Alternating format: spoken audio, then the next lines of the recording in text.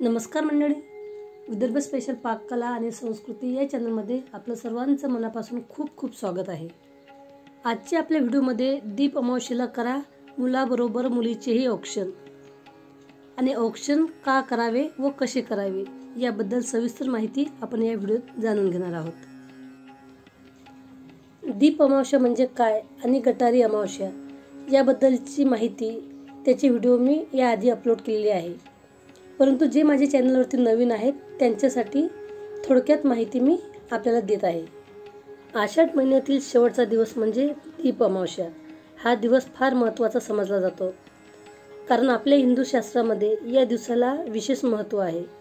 परंतु बहुतेकांना दीप अमावस्या म्हणजे काय हे माहीत नाही, तर त्यांना माहिती आहे गटारी अमावस्या म्हणून। आपल्या जीवनात प्रकाश तेज निर्माण करणारी ही अमावस्या आहे। तसं पाहिलं तर अमावस्येला काही ठराविकच सण वगळता आपण अमावस्या म्हणजेच अशुभ मानत आहोत, म्हणजे त्याला शुभ मानत नाही। कुठलेही शुभ कार्य या दिवशी करत नाही, परंतु ही अमावस्या अशी आहे की आपण या दिवशी घरदार स्वच्छ करून रांगोळी काढतो, घरातील सर्व दिवे स्वच्छ आणि लख्ख करून त्या दिव्यांची पूजा करतो। दिव्यांना गोडधोड पदार्थांचा नैवेद्य दाखवला जातो। अमावस्या म्हणजे काळाकुट्ट अंधार, परंतु या दिवशी दीपपूजन करून अंधाराचं रूपांतर प्रकाशात करतो। जणू काही दिवाळीच आहे असं आपल्याला या दिवशी भास होतो। ही झाली दीप अमावस्या, आषाढी अमावस्या याची माहिती। तर सर्वात महत्त्वाचं म्हणजे या दिवशी लहान मुलांना ओवाळायची प्रथा आहे, तर ती का हेच आपल्याला या व्हिडिओत जाणून घ्यायचं आहे। भारतीय संस्कृतीमध्ये दिव्याला वातीला ज्योतीला फार महत्त्व आहे। तसेच आपले प्राण हे सुद्धा एक ज्योतच आहे। जेव्हा कुणी स्वर्गवासी होतो तेव्हा म्हणतात की प्राणज्योत मावळली म्हणजेच विझली। आपल्या जीवालाही प्राणज्योत असे म्हटले आहे, म्हणजे आपली हिंदू संस्कृती पूर्णतः प्रकाशाच्या दिशेने जाणारी आहे। म्हणून दिव्याला जास्त महत्त्व दिले जाते। आणखी सांगायचे झालेच तर मुलाला वंशाचा दिवा म्हणतात, कुलदीपक म्हणतात। वंशाचा दिवा दीपक असं मुलाला समजून लहान मुलांना या दिवशी कणकेचे दिवे बनवतात। तर कणकेचे दिवे कसे बनवतात तर बघा, पाणी तापवून त्यामध्ये गूळ टाकला जातो।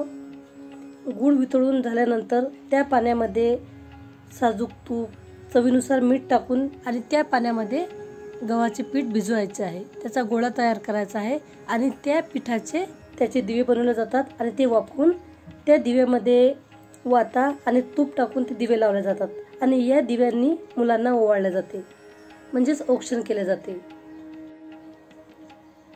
कारण ही मुलं सुद्धा एक प्रकारे दिवे आहेत, वंश पुढे नेणारे आहेत, वंश उजळून टाकणारे आहेत, म्हणून या दिवशी मुलांनाही ओवाळायची प्रथा आहे।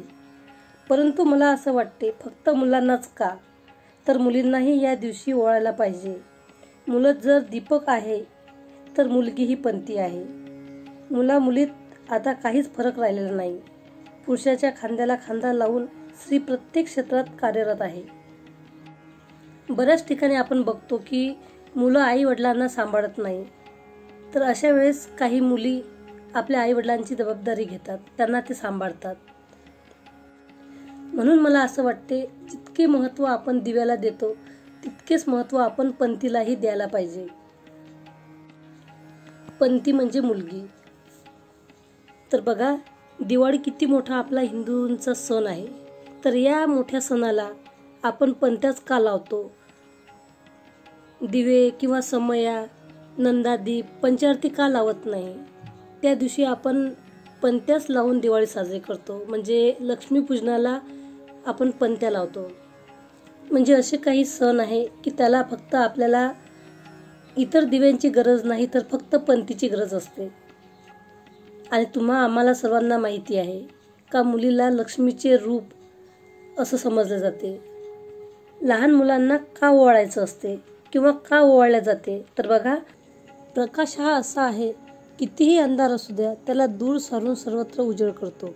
सर्वत्र संकट दूर करून मुलाचे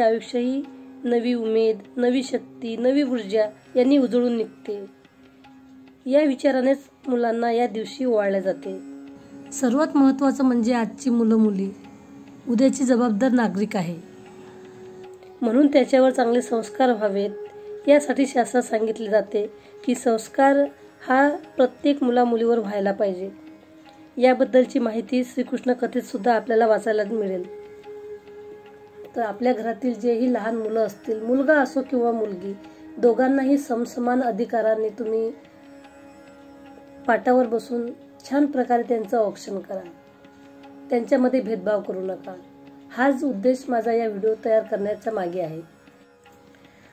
अशाच प्रकारचे नवनवीन पारंपरिक रेसिपी, कारण माझं चॅनल आहे रेसिपीचं, परंतु संस्कृती म्हणून मी आपले सण, आपली संस्कृती, त्यामागील कथा, त्याचे महत्त्व हे सुद्धा बरेच वेळा अपलोड करीत असते.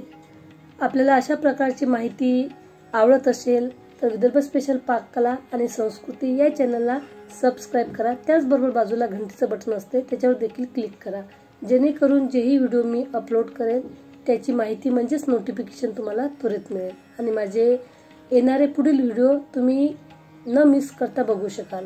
व्हिडिओ आवडला तर व्हिडिओला लाईक करा, कमेंट करा आणि आपली मतं याबद्दल काय आहे ते सांगायला विसरू नका. अवश्य कमेंट करून आपली जेही काही मतं असतील ते तुम्ही मला कळवू शकता.